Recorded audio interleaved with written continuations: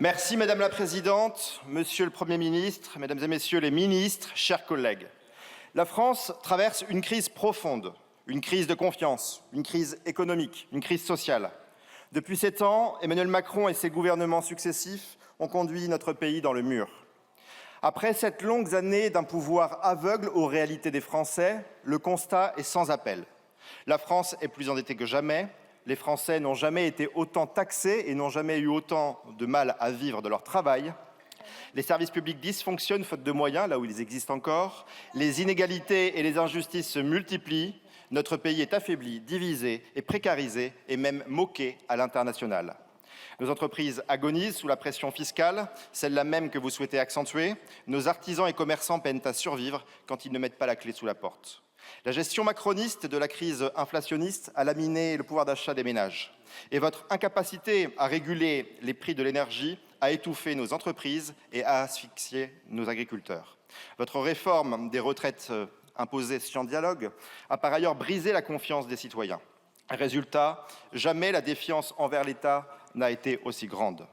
Avec une dette abyssale de près de 3 400 milliards d'euros, un niveau jamais atteint dans notre histoire, la France peine à rendre lisible son avenir, tant auprès de nos compatriotes que de nos partenaires. Un tel niveau devrait vous ouvrir les yeux. Face à ce constat, que proposez-vous pour le budget 2025 ? Le déficit budgétaire, loin des promesses de redressement, continue de creuser inexorablement pour atteindre, à travers les prévisions, 5,4% du PIB. Le déficit de près de 133 milliards d'euros que vous générez avec vos décisions budgétaires relève d'un véritable dérapage. Là où une gestion en bon père de famille s'impose, vous prévoyez d'augmenter la pression fiscale sur les ménages, d'augmenter la pression fiscale sur les entreprises et de ne pas prendre à bras le corps le sujet du train de vie de l'État. Rien d'étonnant donc à ce que ce budget soit le 51e budget déficitaire de la France. Un budget injuste et austère. Monsieur le Premier ministre, vous vous présentiez en gestionnaire, en réformateur, en protecteur du pouvoir d'achat. Mais la réalité de ce budget met en lumière votre vrai visage. Les prélèvements obligatoires atteignent 43,5% du PIB. Loin de la rupture attendue et du courage politique, ce budget présente 9 € d'impôts supplémentaires pour 1 € d'effort sur la dépense publique. Ce budget présente par ailleurs une augmentation colossale de la dépense publique, de 43 milliards d'euros. Les prétendus visionnaires de l'économie que vous prétendiez être ne sont en réalité que les illusionnistes de la faillite, ruinant la France à coups de déficit et d'impôts. En conséquence, ce budget ne corrige rien. Il ne fait qu'entériner la gestion désastreuse d'un État qui préfère financer l'inutile plutôt que de financer l'essentiel.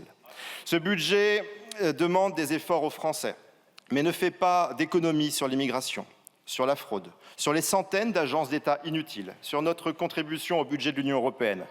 Ce budget s'inscrit dans la continuité. Ce budget est un véritable racket organisé sur le dos de ceux qui travaillent et produisent dans notre pays.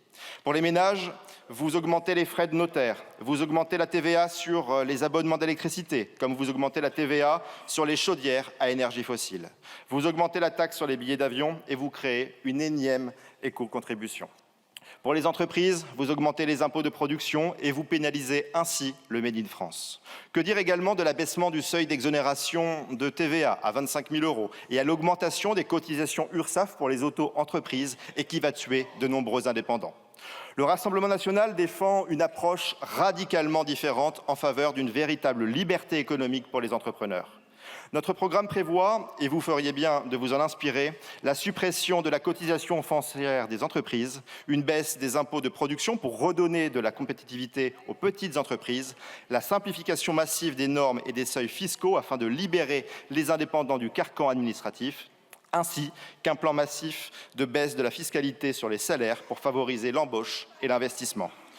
Contrairement au trio socialiste, macroniste, LR qui multiplie les contraintes, notre groupe veut encourager ceux qui travaillent et qui créent de la richesse en France. Notre priorité reste la protection du tissu économique français et la fin du matraquage fiscal qui pousse trop d'entrepreneurs à envisager l'exil. Alors, Monsieur le Premier ministre, la question que les Français se posent est « où va notre argent ?» La réponse est assez simple, et d'ailleurs, ils connaissent la réponse. En tout cas, certainement pas dans nos écoles, où les classes ferment les unes après les autres, laissant nos enseignants démunis et nos enfants privés des conditions d'apprentissage qu'ils méritent. Certainement pas dans nos hôpitaux, où le personnel soignant est à bout de souffle, où les urgences débordent et où la bureaucratie asphyxie le quotidien.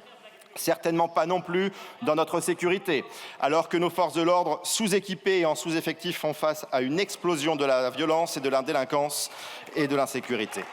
Ces forces de l'ordre sont en colère. La manifestation d'hier, qui a rassemblé plusieurs milliers de policiers devant l'Assemblée nationale, en témoigne. Les députés du Rassemblement national et de l'UDR étaient à leur côté. L'argent des Français ne va pas non plus dans la lutte contre l'immigration irrégulière. En revanche, les Français le savent, l'immigration leur coûte cher. Monsieur le ministre, monsieur le Premier ministre, vous aviez eu des mots très durs sur l'aide médicale d'État pour les clandestins. Et pourtant, ce budget supprime-t-il l'AME? Non. Ce budget prévoit-il au moins une baisse des crédits alloués à l'AME? La réponse est toujours non. Les belles paroles et les promesses, les Français n'en veulent plus. Les portes de notre pays n'ont jamais été aussi grandes ouvertes et jamais l'immigration n'a été aussi nombreuse. En témoigne le record de demandes d'asile. En témoigne aussi le nouveau record qui a été atteint en termes de délivrance de premiers titres de séjour, 337 000. 337 000 entrées légales, c'est l'équivalent des populations de Bordeaux ou de Strasbourg.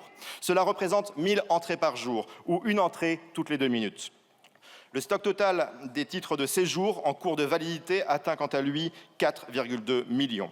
Les naturalisations ont quant à elles augmenté de 22%, ce qui non seulement affaiblit la valeur même de l'acquisition de notre nationalité, mais fait artificiellement baisser le nombre d'étrangers légaux sur notre territoire.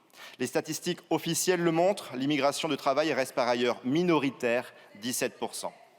Face à cette réalité, vous ne saisissez pas l'opportunité de réaliser des économies sur ce thème, alors même que les Français ont clairement indiqué par les urnes, en plaçant le RN en tête des élections européennes et législatives, qu'ils ne voulaient plus subir l'immigration de masse.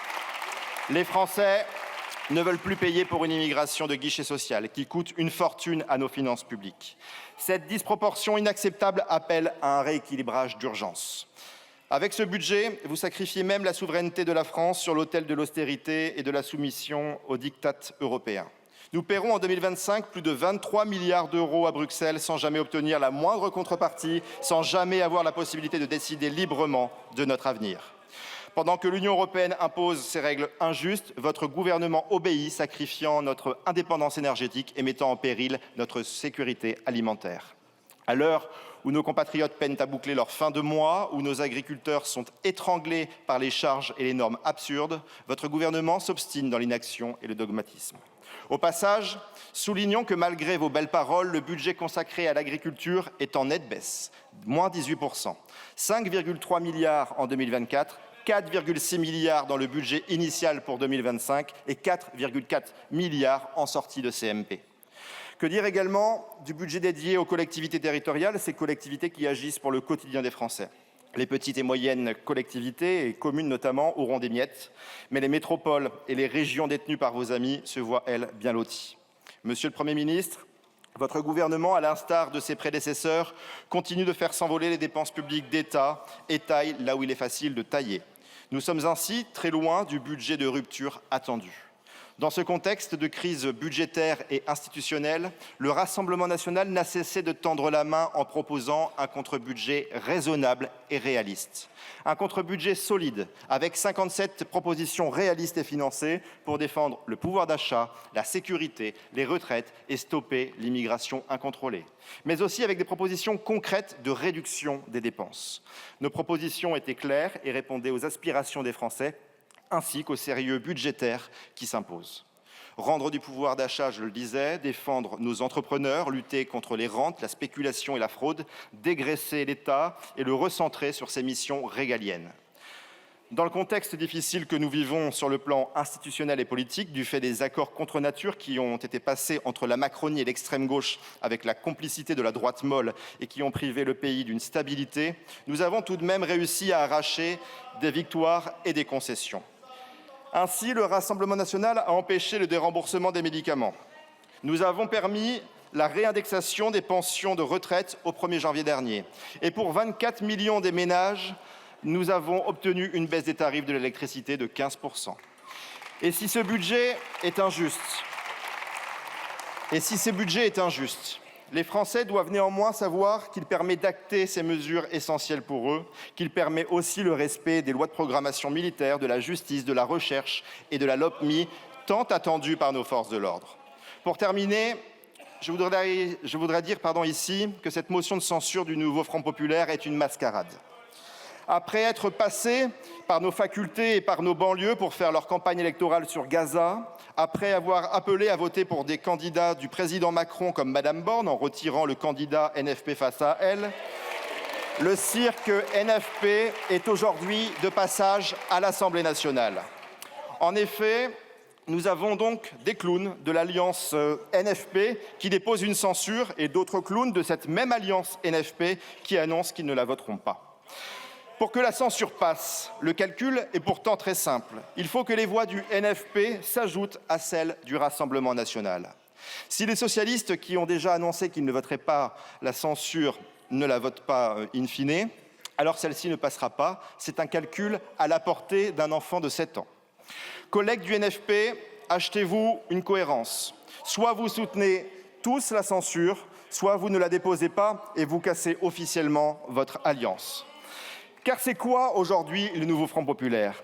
Un front qui tire dans deux sens différents et vous prétendiez pourtant gouverner la France ensemble. Alors, vous n'êtes pas d'accord sur cette censure. Comment auriez-vous pu demain diriger notre pays? Et vous allez oser accuser le Rassemblement national alors que sans la voix des socialistes, cette censure est numériquement vouée à l'échec. Arrêtez de vous moquer des Français, de jouer avec eux. Alors que vous êtes comme Dr Jekyll et Mr Hyde, vous n'avez aucune conscience, aucune cohérence, aucune colonne vertébrale. Collègues du nouveau Front populaire, au lieu de nous faire perdre notre temps à tous ici devant la France entière, lavez votre linge sale en famille et mettez-vous déjà d'accord entre vous. Parce que, collègues du NFP, vous faites honte au peuple de gauche, dont beaucoup se sont déjà détournés de vous et beaucoup d'autres demain. Au lieu de jouer sur les peurs, au lieu d'attiser la haine, commencez par cesser de voter Macron au second tour de l'élection présidentielle, par cesser de faire voter aux élections législatives pour les candidats de Macron qui brutalisent notre peuple et font s'effondrer la France. Aujourd'hui, tous les sondages le montrent et vos petites manipulations n'y changeront rien. Vous êtes tous démonétisés.